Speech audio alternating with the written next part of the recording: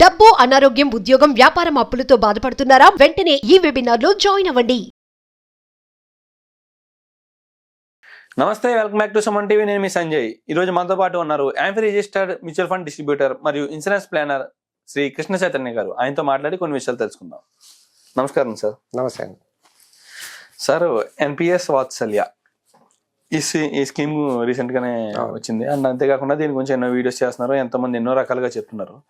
కొంతమంది ఏ విధంగా చెప్తున్నారంటే, అంటే ప్రముఖులే చెప్తున్నారు, కొంతమంది బాగుంది స్కీమ్ మంచిదే పెట్టచ్చు అని, కొంతమంది దీని వల్ల ఉపయోగం లేదు, అసలు ఇందులో ఇన్వెస్ట్ చేయడం వేస్ట్, మ్యూచువల్ ఫండ్స్ లో పెట్టడం బెస్ట్ అని చెప్పేసి కొంతమంది అంటున్నారు. అసలు ఏంటి ఈ స్కీమ్, అసలు ఎన్పిఎస్ వాత్సల్యలో ఉన్న బెనిఫిట్స్ ఏంటి, దానివల్ల ప్రాబ్లమ్స్ ఏంటి, అసలు అందులో ఇన్వెస్ట్ చేయొచ్చు అంటారా లేకపోతే వేస్ట్ అంటారా? అసలు ఈ అపోహల మధ్య చాలా మంది నలుగుతున్నారు, అటు ఇటు. ఏంటంటారు? పెట్టచ్చు అంటారా, పెట్టకూడదు అంటారా? అందులో సార్, ఏ స్కీమ్ అయినా గవర్నమెంట్ డిజైన్ చేసేటప్పుడు కొన్ని వర్గాల వాళ్ళు, అంటే కొంత టార్గెట్ ఆడియన్స్ అంటాం అనుకోండి, లేదా టార్గెట్ సెగ్మెంట్స్ అంటారు, వాళ్ళని బేస్ చేసుకుని స్కీమ్స్ రిలీజ్ చేస్తారు సార్. దీని వెనకాల ఒక స్కీమ్ రిలీజ్ చేసేటప్పుడు ఒక హై లెవెల్లో ఎన్నో క్యాలిక్యులేషన్స్, ఎన్నో రకాల పర్మిటేషన్స్, కాంబినేషన్స్ అయిన తర్వాతే వాళ్ళు ఒక స్కీమ్ రిలీజ్ చేస్తారు. జనరల్గా చూడండి, ఒక క్లాస్ రూమ్లో జనరల్గా టీచర్ చెప్తున్నప్పుడు టీచరు ఒక ఫార్ములా చెప్పారు బోర్డు మీద. సో ఫ్రంట్ బెంచర్స్లో ఉన్న వాళ్ళకి, అంటే మనకి ఫ్రంట్ బెంచర్స్లో చదువుకుంటారు, ఆ బ్యాక్ బెంచర్స్ చదువుకోరు అనుకుంటున్నారు కాబట్టి అలా ఎగ్జాంపుల్ చెప్తున్నారు. ఓకే. సో ఫ్రంట్ బెంచర్స్ వాళ్ళకి ఆ ఫార్ములా అర్థమైపోయింది, ఏ నెంబర్లు ఇచ్చినా అందులో చేసేస్తున్నారు. దానిలో బ్యాక్ బెంచర్స్ వాళ్ళకి ఒకటికి 2 సార్లు చెప్పినా కానీ అర్థం కావట్లేదు. అవును. ఆ టైంలో టీచర్ ఏం చేస్తారు, బ్యాక్ బెంచర్స్ వాళ్ళకి ఈ ఫార్ములాని బట్టి కొట్టేయండి, రేపు ఎగ్జామ్లో వచ్చినప్పుడు యాజ్ ఇట్ ఈస్గా రాసేయండి. మీరు దాని గురించి అర్థం చేసుకుని, వాళ్ళకి అర్థం కావట్లేదు కాబట్టి. సో గవర్నమెంట్ కూడా ఏం చేస్తుందంటే, ఇంటలెక్చువల్స్ మాకు అన్నీ తెలుసు, మా రిటైర్మెంట్ ప్లానింగ్కి ఎంత కావాలో మాకు తెలుసు, నాకు రిటైర్ అయ్యే టైంకి ఎంత డబ్బులు కావాలో మాకు తెలుసు, ఫైన్, మళ్ళీ చేయమని ఎవరు బతిమాలట్లేదు, నాలెడ్జ్ ఉన్న వాళ్ళకి. సో ఒక టార్గెట్ ఆడియన్స్.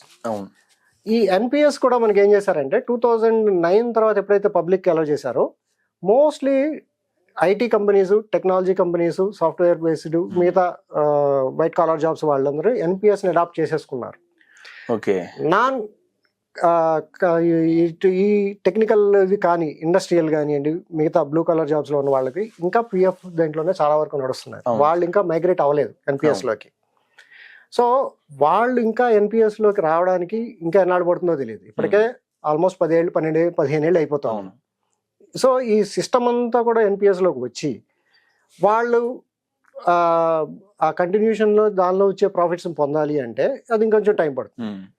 ఆ టైం పట్టేటప్పుడు ఈ సెగ్మెంట్లో ఎన్పిఎస్ వాత్సల్య అని మీ పిల్లలు కూడా ఈ స్కీమ్లో జాయిన్ చేయొచ్చు అనేది గవర్నమెంట్ తీసుకొచ్చిన ఇనిషియేటివ్. దానివల్ల ఏంటి పర్పస్ అని, అసలు బేసిక్గా ఎన్పిఎస్లో ఉన్న 2 మేజర్ ప్రాబ్లమ్స్ ఏంటంటే, జనాలకి అబ్జెక్షనబుల్ ఉన్న ఇదేంటంటే, 60% ఆఫ్ ద కార్పస్, అంటే మనం రిటైర్ అయ్యే టైంకి వచ్చిన దాంట్లో ₹1,00,000 వస్తే 60 లక్షలే విత్డ్రా చేసుకోగలం.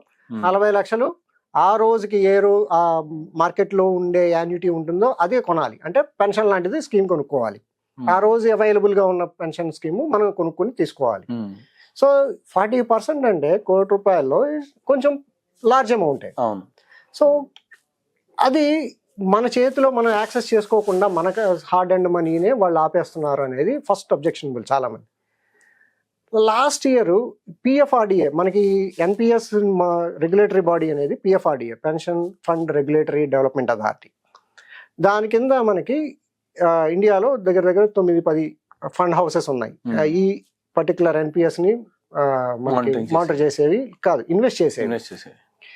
దానిలో ఒక ఫండ్ మేనేజర్, ఒక సిఇఓ గారిని ఒక మీటింగ్లో కలవడం జరిగింది. సో సేమ్ క్వశ్చన్స్ అడిగాం, సార్ 40% మీరు అట్టి పెట్టేస్తున్నారు, అది ఖచ్చితంగా మీరు దాన్ని వాళ్ళు పెన్షనే కొనాలని చెప్తున్నారు, దానిలో ఏంటి లాజిక్?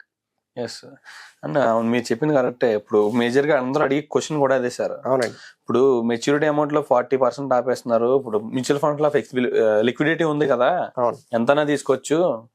అండ్ అంతేకాకుండా మీరు అండ్ ఎన్పిఎస్ లో యావరేజ్ రిటర్న్స్ కూడా చూసుకుంటే 12% అంటున్నారు చాలా మంది. అవునండి. అప్పుడు అండ్ మ్యూచువల్ ఫండ్స్ లో కూడా యావరేజ్ రిటర్న్స్ 12% అండ్ లిక్విడిటీ కూడా ఉంది. అవునండి. అండ్ అంతేకాకుండా మార్కెట్ రిస్క్ బట్టి ఇంకా ఎక్కువ ఇవ్వచ్చు, అవునండి. ఫ్యూచర్ వాలటాలిటీని బట్టి అవుతుంటది. మరి అలా చూసుకుంటే ఎంఎఫ్డి కదా బాగుంది, మ్యూచువల్ ఫండ్స్ కదా బాగుంది అని అంటున్నారు. అవునండి. దానికి మీ సమాధానం? అదే సార్, ఇప్పుడు నేను ఇదే సేమ్ క్వశ్చన్ ఆయన అడిగితే వాళ్ళు చెప్పే ఆన్సర్ ఏంటంటే గవర్నమెంట్ ఎలా ఆలోచిస్తుంది అంటే, ఇందా చెప్పాను బ్యాంక్ బెంచర్స్ గురించి, పిఎఫ్లో కానివ్వండి, మ్యూచువల్ ఫండ్స్లో కానివ్వండి, దేనిలో అయినా మీకు ఎప్పుడైతే లిక్విడిటీ అలౌ చేస్తున్నాడో మీరు మొత్తం డబ్బులు బయటికి తీసేయచ్చు. మొత్తం డబ్బులు బయటికి తీసేస్తే మీరు రిటైర్ అయ్యే టైంకి తీస్తారు. అవి తీస్తే ఏం చేస్తారు?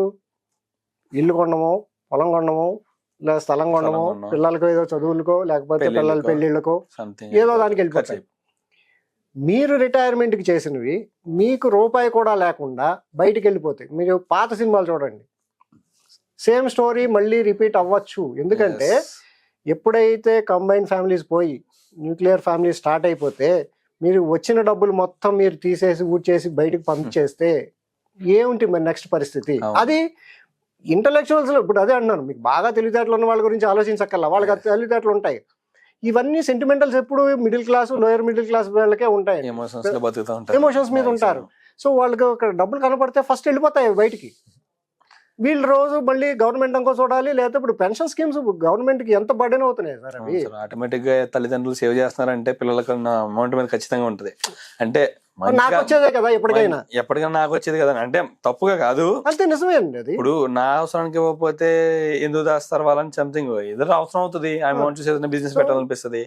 ఇప్పుడు సంథింగ్ అది ప్రాఫిటబుల్ లాస్ తర్వాత పక్కన పెడితే విత్డ్రా చేయడానికి చాలా రీజన్స్ ఉన్నాయి మీరు అన్నట్టు. విత్డ్రా అయిపోతున్నాయి సార్. సింపుల్ ఎగ్జాంపుల్ చూసుకుంటే ఎమోషన్. ఖచ్చితంగా సార్, పేరెంట్స్ కి ఆ టైంలో పిల్లల మీద ఎమోషన్స్ హై రేంజ్ లో ఉంటాయి. సో గవర్నమెంట్ ఏమంటుంది, ఇప్పుడు లాస్ట్ వాళ్ళ డేటా ఏంటి, ఏ పిఎఫ్ అమౌంట్ కూడా పెన్షన్ లోకి వెళ్ళట్లేదు. అంటే వాళ్ళు విత్డ్రా చేస్తే వాళ్ళు ఏమి పెన్షన్ స్కీమ్స్ లాంటివి ఏమి కొనుక్కోవట్లేదు, వాళ్ళు మొత్తం వెళ్ళిపోతున్నాయి. సో ఇది వాళ్ళ గురించి. మీరు డౌన్ ది లైన్ ఆలోచించండి. ఇప్పుడు రేపొద్దున మనకి జపాన్ లాంటి కంట్రీస్ లో ఏజ్ ఓల్డ్, ఇందాక మన లాస్ట్ టైం ఒక దీంట్లో మాట్లాడుకున్నాం, మనకి లైఫ్ స్పాన్ పెరిగే కొద్దీ మీరు ఖచ్చితంగా మీకు ఒక రెగ్యులర్ ఇన్కమ్ రావాల్సిన చోట మీ దగ్గర ఒక రూపాయి కూడా మిగిల్చుకోకుండా ఏ ఒక రెగ్యులర్ ఇన్కమ్ వచ్చే అవకాశం లేకుండా మొత్తం ఖాళీ చేసేస్తే ఏంటి పరిస్థితి? ఇంకో జపాన్ అయిపోతుంది. జపాన్ అయితే ప్రాబ్లం ఏంటి, జపాన్ లో గవర్నమెంట్ కి బర్డెన్, ఇక్కడ ఎవరికి బర్డెన్? గవర్నమెంట్ కి ఏం సంబంధం లేదు కదా, పిల్లలా పట్టించుకోరు, మీ దగ్గర రూపాయి లేదు. ఏం జరుగుతుంది అప్పుడు అలాంటి టైంలో పరిస్థితి? సో గవర్నమెంట్ ఏం చేస్తుందంటే ఇలాంటి వాటి కోసం రెస్ట్రిక్టెడ్గా, అదే చెప్పాను, రెస్ట్రిక్టెడ్గా కొంత అమౌంట్ మీకు పెన్షన్ రావాల్సిందే అనే కాన్సెప్ట్లోనే వాళ్ళు అలౌ చేశారు. వాళ్ళు అదే ఫండ్ హౌస్ సిఇఓస్ కూడా అవే చెప్తున్నారు. 40% అనేది కేవలం ఇలాంటి వాటి కోసమే. సో బాగా తెలివితేటలు ఉన్న వాళ్ళు ఈ ఎన్పిఎస్ గురించి ఆలోచించక్కర్లేదు సార్. వాళ్ళకి ఆల్రెడీ క్యాలిక్యులేషన్స్ ఉంటాయి, వాళ్ళకి అక్కర్లేదు. ఎవరైతే middle and lower middle class, average కేటగిరీలో ఉంటారో వాళ్ళకి పెన్షన్స్ కంపల్సరీగా ఒక ప్యాసివ్ ఇన్కమే జనరేట్ అవ్వాలి. సరే సార్, ఇప్పుడు మీరు చెప్పిందంతా బాగానే ఉంది. ఇప్పుడు ఎలాగంటే ఒక ఎమోషన్ ఇవన్నీ కంట్రోల్లో ఉంచుకొని ఇన్వెస్ట్ చేయడం కష్టం కాబట్టి ఇందులో పెట్టచ్చు. ఇందులో పెట్టడం వల్ల మన రిటైర్మెంట్ సేఫ్గా ఉంటుంది. మన రిటైర్మెంట్లో మనం ఏ విధంగా అంటే నష్టపోకుండా, ఇబ్బందులు పడకుండా, పిల్లల ఎమోషనల్కి బలయ్యి వాళ్ళకి ఈ విత్డ్రాలు చేయకుండా ఉంటామని చెప్పేసి అంటున్నారు. మరి ఇప్పుడు ఇన్ఫ్లేషన్ చూసుకుంటే, ఇప్పుడు ఇన్ఫ్లేషన్ పెరిగిపోతుంది రోజు రోజుకి. ఫ్యూచర్లో 7 కోట్లు 7 లక్షలతో సమానం.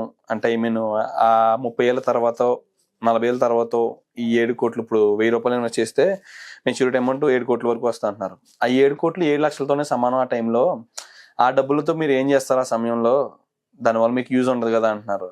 మరి దానికి మీ సమాధానం? ఇప్పుడు పెన్షన్, ఇప్పుడు మనం రిటైర్మెంట్ లో హ్యాపీగా ఉండాలి, మనం ఖర్చు పెట్టుకోవడానికి డబ్బులు ఉండాలని చెప్పేసి ఈ ప్లాన్ స్టార్ట్ చేస్తున్నాం. కానీ అప్పుడు సరిపోని డబ్బులతో రిటైర్మెంట్ ప్లానింగ్ ఎలాగా? అవునండి, మంచి క్వశ్చన్ సంజయ్ గారు. దీన్ని 2 రకాలుగా చూడాలండి. ఇది పిల్లలకి ఇప్పుడు మనం 0 ఏజ్ నుంచి వాత్సల్య తీసుకొచ్చిన కాన్సెప్ట్ ఏంటంటే 0 ఏజ్ నుంచి వాళ్ళకి ఇన్వెస్ట్మెంట్ చేసి వాళ్ళ తరఫున 18 ఏళ్ళు వచ్చిన తర్వాత దాన్ని బేసిక్ ఎన్పిఎస్లోకి ట్రాన్స్ఫర్ చేసేస్తారు, టైర్ 1లోకి. అంటే మనం విత్డ్రాస్ ఏం చేయము, అదే కంటిన్యూ చేస్తాం అనుకున్న పరిస్థితుల్లో. సో అక్కడి నుంచి ఒక 4-5 ఏళ్లలో వాళ్ళు సపోజ్ పిల్లలు ఉద్యోగాలకు వెళ్తారు అనుకుందాం. ఉద్యోగాలకు వెళ్తే వాళ్ళు ఎన్పిఎస్లోనే కంటిన్యూ చేస్తారు. సో ఇక్కడ ఏమవుతుందంటే మనకి అవైలబుల్గా ఉన్నప్పుడు సపోజ్ నెలకు 1000 రూపాయలు 1500 మామూలు బేసిక్ స్ట్రక్చర్ కోసం చెప్తున్నాం. మీరు ఎంత కట్టాలి అనేది వాళ్ళు ఏం చెప్పలేదు, ఇంత కట్టమని చెప్పట్లేదు. సో 1000 రూపాయలు అనేది ఒక క్యాలిక్యులేషన్ కోసం చెప్పిన స్టోరీ. కానీ ఈ 1000 రూపాయలే కడదాం అనుకుందాం. సపోజ్ 20 ఏళ్ల తర్వాత ఆ పిల్లాడిగో లేదా పిల్లలో జాబ్లో జాయిన్ అయ్యేటప్పటికి మీరు ఒక స్కీమ్ వాళ్ళకి ఏం చెప్తున్నారంటే 20 ఏళ్ల పాటు ఒక స్కీమ్ కడితే దానిలో ఎంత కాంపౌండింగ్ అయ్యింది, చక్రవడ్డీ కాంపౌండింగ్ అనేది చాలా ఇంపార్టెంట్ ఇష్యూస్. అది దానివల్ల మనకి యావరేజ్గా మనకి రఫ్లీ అరౌండ్ 11-12% మనకి ఎన్పిఎస్ జనరేట్ అవుతుంది అనుకుంటే 20 ఏళ్ళకి వచ్చేటప్పటికి వాళ్ళకి ఎంత కార్పస్ జనరేట్ అయింది అనేది ఒక క్లారిటీ వస్తుంది ఆ రోజుకి. వాళ్ళ కోసం మనం దాచమని చెప్పట్లా, వాళ్ళకి కాంపౌండింగ్ చేయడం వల్ల అలవాటు చేస్తే ఇప్పుడు 20 ఏళ్ళు జాబ్కి వచ్చేటప్పటికి వాళ్ళకి ఒక 40 లక్షలు 30 లక్షలు 25 లక్షలు ఒక కార్పస్ రెడీగా ఉంటే దాన్ని అక్కడి నుంచి నెక్స్ట్ లెవెల్కి తీసుకెళ్ళడానికి మనం ఒక మార్గం చూపిస్తాం. దానిలో 40% రాదు కరెక్టే, కానీ మీరే దాన్ని క్యాలిక్యులేషన్లో వాళ్ళకి ఆ టైంకి ఒక క్యాలిక్యులేషన్ అర్థమైపోతుంది ఎంత పెట్టుకోవచ్చు అనేది. మనం 7 కోట్ల గురించి ఎందుకు ఆలోచిస్తున్నాం? వీళ్ళు ఉద్యోగాలు చేస్తే 1000 రూపాయలు ఎందుకు పెడతారు? 5000 పెడతారు, 10,000 పెడతారు. వాళ్ళకి 14% ఆఫ్ ద బేసిక్ అలౌడ్ కాబట్టి వాళ్ళు అంత పెట్టుకుంటారు. ఇంకా ఎక్కువ ఉంది టైర్ 2లో మిగతా అమౌంట్ కూడా ఇన్వెస్ట్ చేసుకుంటారు. సో ఒక రిస్ట్రిక్టెడ్గా ఖచ్చితంగా ఇన్నాళ్ళు కట్టాలి కాబట్టి కాంపౌండింగ్ మీకు 60 ఏళ్ల కాంపౌండింగ్ గురించి ఆలోచిస్తే 100-150 కోట్ల గురించి ఎందుకు ఆలోచించట్లేదు? 1000 రూపాయలతో సమస్య కాదు సార్. అక్కడ మీరు 7 కోట్లకి 1000 రూపాయలు అంటే 10,000కి లెక్కేయండి, 100 కోట్లు గ్యారెంటీ కదా. సో 70 కోట్లు 70-80 కోట్లు 100 కోట్లు.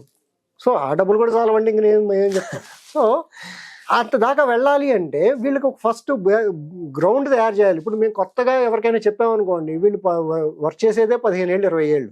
మీరు ఏ మ్యూచువల్ ఫండ్ ఇన్వెస్టర్ లేదా రిటైర్మెంట్ ప్లాన్ చేసిన వాళ్ళు 30 ఏళ్ళు 40 ఏళ్ళు ఎవరైనా కడుతున్నారా చెప్పండి? లేదండి. సో గవర్నమెంట్ ఏం చేస్తున్నారు, రిస్ట్రిక్టెడ్గా అయినా మీ చేత కట్టిస్తే ఒక స్టేజ్ తర్వాత మీకు ఆ కాంపౌండింగ్ దానిలో ఉండే వాల్యూస్ అర్థమవుతాయి, ఆ నెంబర్స్ అర్థమవుతాయి. 100 కోట్ల గురించి ఇవాళ కూర్చొని మాట్లాడడం అంత చాలా ఎగ్జార్బెంట్గా ఉంటుంది. 100 కోట్లు వస్తాయి ఏదో చెప్తున్నారు అనిపిస్తుంది. కానీ 60 ఏళ్ల కాంపౌండింగ్లో ఎంత కాంపౌండింగ్ వల్ల జనరేట్ అయ్యే అమౌంట్ ఉంటుంది అది గవర్నమెంట్ చూసేసుకో. దానిలో 40% మీకు ఖచ్చితంగా ఎందుకు కొనాలి అంటే మీకు రేపు పొద్దున్న ఇందులో ఉన్న డబ్బులన్నీ పట్టుకెళ్ళిపోతే పెన్షన్ రాకపోతే. సో ఇవాళ రోజున 1000 రూపాయలు మీరే లెక్క చేసుకోండి. మీ చిన్న ఒక డౌట్ ఉంది సార్, చెప్పండి. అండ్ ఇప్పుడు ఎస్ఐపిలో టాప్అప్ ఎస్ఐపి ఉంది. అవునండి. అంటే మాక్సిమం నచ్చినంత పెంచుకోవచ్చు, యాన్యువల్లీ ఒక 10% పెంచుకోవచ్చు, అవసరం అయితే ఒక 12%, ఇంకా అంత మించి మన ఇష్టం అనేది ఉంది. అవునండి. ఇప్పుడు ఎన్పిఎస్ లో కూడా అలాగా టాప్అప్ అనేది ఉందా? అంటే మంత్లీ అంటే యాన్యువల్లీ కానీ మంత్లీ కానీ నేను 1000 రూపాయలు కాకుండా పెంచుకుందాం, పెట్టుబడి ఇంకా పెంచి పెడదాం పిల్లలకి ఎన్పిఎస్ వాత్సల్యాలో అయితే అప్ టు 18 years వరకు ఏం రిస్ట్రిక్షన్స్ లేదు సార్. మనకి ఎలా కావాలంటే అలా ఇన్వెస్ట్ చేసుకోవచ్చు. మంత్లీ ఈ మంత్ 1000 పెట్టచ్చు, నెక్స్ట్ మంత్ 5000 పెట్టచ్చు, మన ఇష్టం అది. మన ఇష్టం అది. మినిమం 1000 రూపాయలు సంవత్సరానికి పెట్టమన్నారు. ఇంకా తర్వాత మాక్సిమం లిమిట్స్ గురించి ఏం మాట్లాడలేదు అక్కడ. ఓకే. సో ఇన్వెస్ట్మెంట్ ఎలా అయినా చేసుకోవచ్చు, దానికేం ప్రాబ్లం లేదు. 18 తర్వాత వాళ్ళ ఓన్ దీనిలోకి వెళ్ళిపోయిన తర్వాత జాబ్లోకి వెళ్ళి వాళ్ళ ఎన్పిఎస్ అకౌంట్ రన్ చేస్తున్నారు అనుకోండి, బేసిక్ లో మనకి ఎలాగో 14% వరకు అలౌడ్ కాబట్టి ఆ అమౌంట్ వెళ్ళిపోతుంది. అంతకు మించి ఎక్కువ చేయాలనుకుంటే టైర్ 2లో ఇన్వెస్ట్ చేసుకుంటాం. మనకి ఎన్పిఎస్ లో 2 ఉంటాయి సార్, టైర్ 1 టైర్ 2. టైర్ 1 అనేది మనకి కంపల్సరీ ఇప్పుడు మనం మాట్లాడుతుందంతా టైర్ 1 గురించి. టైర్ 2 కూడా సిమిలర్ గానే ఉంటుంది, బట్ ఇది ఎప్పుడు కావాలన్నప్పుడు విత్డ్రాబుల్ చేసుకునే అమౌంట్. ఓకే.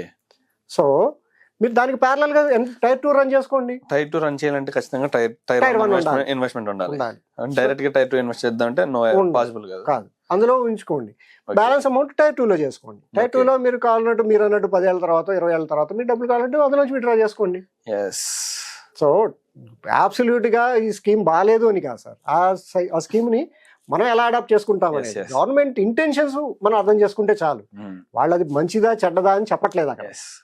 ముఖ్యంగా నాకు ఒకటి అర్థమైంది, ఈ స్కీమ్ వల్ల మనకి ఇన్వెస్ట్మెంట్ డిసిప్లిన్ పెరుగుద్ది. ఎగ్జాక్ట్లీ.